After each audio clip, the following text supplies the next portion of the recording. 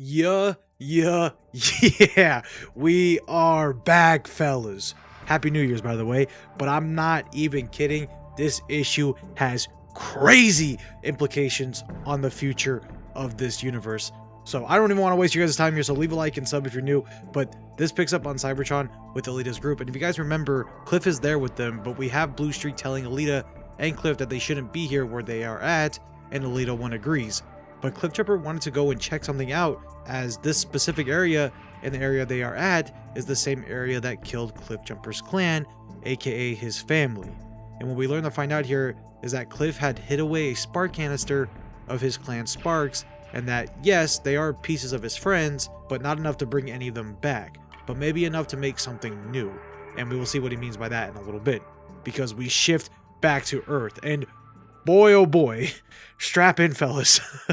So we have Soundwave and the whole Decepticon Civil War conflict going on in full effect. And if you are confused on why there's a Civil War going on, there will be a video playlist down in the description below to catch up on the series. But we have Soundwave demanding the Constructicons to turn into Devastator, and we have Devastator versus Bruticus, and this is just amazing. We are going full on Combiner Wars mode, and I love it. While all of this is happening though, the Autobots are in the midst of everything that's literally happening. Like two literal combiners going at it, so they have no choice but to literally jump into water and take to cover, as they are by a literal dam. And we have this amazing page here with Bruticus and Devastator going at it, and Starscream yelling at Bruticus to kill, kill, kill. Which then we see in the next page, we have Starscream confronting Soundwave, with Soundwave asking Starscream how he still functions. Starscream calls Soundwave a fool and says you cannot kill what is unkillable. And I may just be reaching here, but I do wonder if Daniel Warren Johnson is playing around with the plot point that has been done before with Starscream, and that is having a unkillable spark. And if that's the case, that'd be really cool. But anyways, we see Starscream tell Soundwave that he can't say the same for him. And with a look of confusion, we see Astro Train just coming in, all choo-choo, Thomas the Tank Engine, ramming sides. I can't even finish that line, but it's just so good. We literally see Astro Train just come in, ramming our boy Soundwave, and we have Thundercracker start to go and attack Starscream, asking him why he is doing all this. And to all of you Thundercracker fans, get ready, as Starscream asked Thundercracker he was there and why he decided to leave Starscream to Soundwave's plans.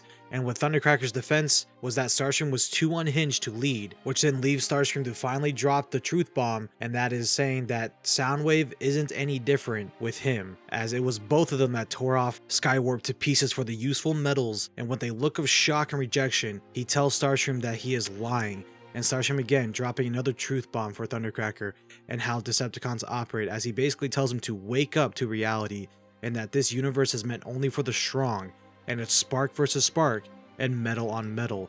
And Starscream getting the upper hand in this fight, getting ready to deal the final blow to Thundercracker.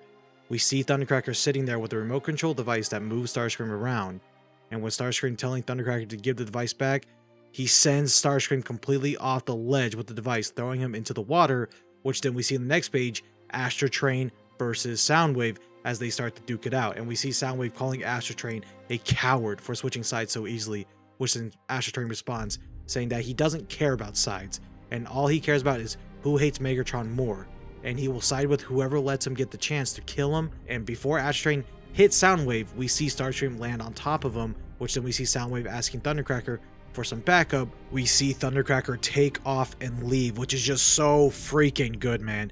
And to everyone from the beginning calling this, there you go, he finally leaves the Decepticons. At least that's what it seems like. And I will be curious to know what Thundercracker will do next. If you have any theories, let me know down in the comments below. But we shift to the Autobots' POV of this chaos, and we see Optimus say, enough with this mindless fighting, and if the dam is destroyed, everyone in this area will be devastated. And Starscream mocks Optimus, calling him a baby, and asks him if he really does care about the humans.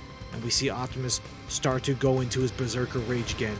And with a even more weird vision in place, we see Jazz trying to snap Optimus out of this, but it's too late, as in the next page, he just lets the fusion cannon rip at the dam, having it completely explode and crumble, sending water and rubble everywhere, flooding the area, as it's total anarchy this issue, which is just insane. As we see water and rubble going everywhere, the Autobots are scrambling, and again, Wheeljack asking Optimus what happened, we see our commander once again has no answer to what happened. But our commander does see two kids on their bike racing away from the water, and with the water about to swallow these kids, we see someone appear and say, "What strange little creatures," and boom! Freaking Trailbreaker is alive and well as he saves the kids from the flood. Like, what? This is so good, man. Dude, this issue is just so sweet. And let me just say, thank goodness Trailbreaker is alive. I'll be very glad to say that I was wrong, thinking he was dead. And to all the 4 Trailbreaker believers out there, this is your moment, and what a sweet one it is, as now Team Prime has a new member, and Trailbreaker apologizes to Wheeljack for being late to the party, as when he woke up, all he saw was he was about to get crushed. And Trailbreaker asks what in Primus's name is going on, and why are 2 Decepticon combiners fighting, and with Optimus' answer, it's only just one word: chaos. By the way, I just want to say, we aren't done yet. Like, so I hope you guys are still buckled up, because we are not done yet. But we shift to Cybertron, and we go back to Elita 1 and Cliffjumper and Blue Streak, and they are at this broken down headquarters. And we have Elita 1 explaining that this is the only real headquarters here, since the Decepticons broke into the long-range communications. They have been unaware of other parts of the Resistance on Cybertron. And Elita 1 basically saying that this is all that remains, and that all we really think remains, as there's no communications. But we see Cliffjumper devastated and comments on how he doesn't recognize anybody here, which then Blue Streak tells him that that really isn't surprising, as when him and the other Autobots left with the Ark, these Autobots weren't even made yet.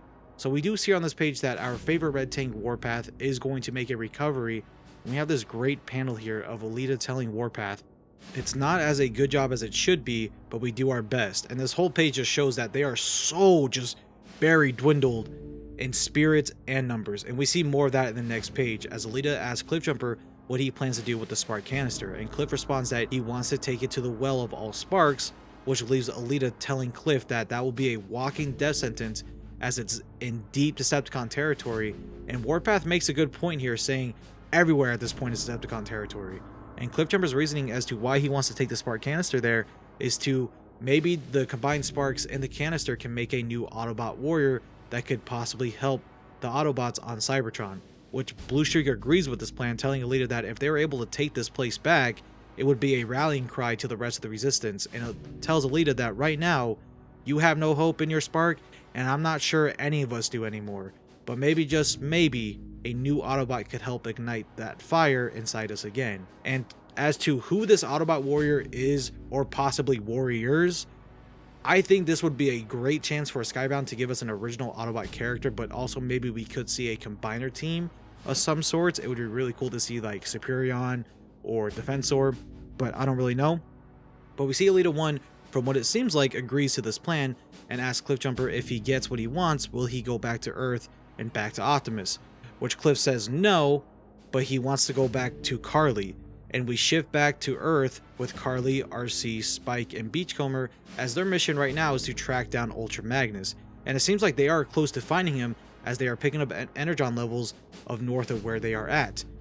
Now, before we go into the next page here, fellas, we have a moment that we have all been waiting for. So as we shift to the next page, we see Laserbeak as he embarks on his mission Soundwave gave him last issue. And we see that he's at some kind of desert. Honestly, kind of looks like Arizona, if I'm being honest. But we see him enter a cave, and a voice says, "My old friend, it has been too long." And we see him grab Laserbeak and says, "I must thank you for finding me, wandering this desolate landscape. But thanks to your sacrifice, I can see again." And tells Laserbeak to guide him to his warriors. And boom! Oh my god. I don't know how many times I've said boom this issue, man. Megatron is freaking back. Like, Megatron is back. The tyrannical leader is freaking back. Oh my god, it's so good. It's so good. Oh, and that's how this issue ends, fellas. But we have Megatron back, and I told you guys he was coming next issue last video, as no way this Civil War was going to last as long as people thought it would, because it's Starscream. Like, Starscream's not going to really do much here. Yeah, he may have Bruticus, but like, come on, man. We knew Megatron was coming back. That's why I made the Megatron video. I just had a gut feeling he was coming back, and I'm so freaking glad he is back, and with Laserbeak and a way to see. So Yeah, it's gonna be freaking crazy. I cannot wait to see the finale of this volume. But with that being said, I'm going to end it here. Leave your comments down below on this issue, as I will be sure to read them all and chop it up with you guys in the comments, as I cannot wait for the next issue. But with all that being said, I will catch you guys in the next one later.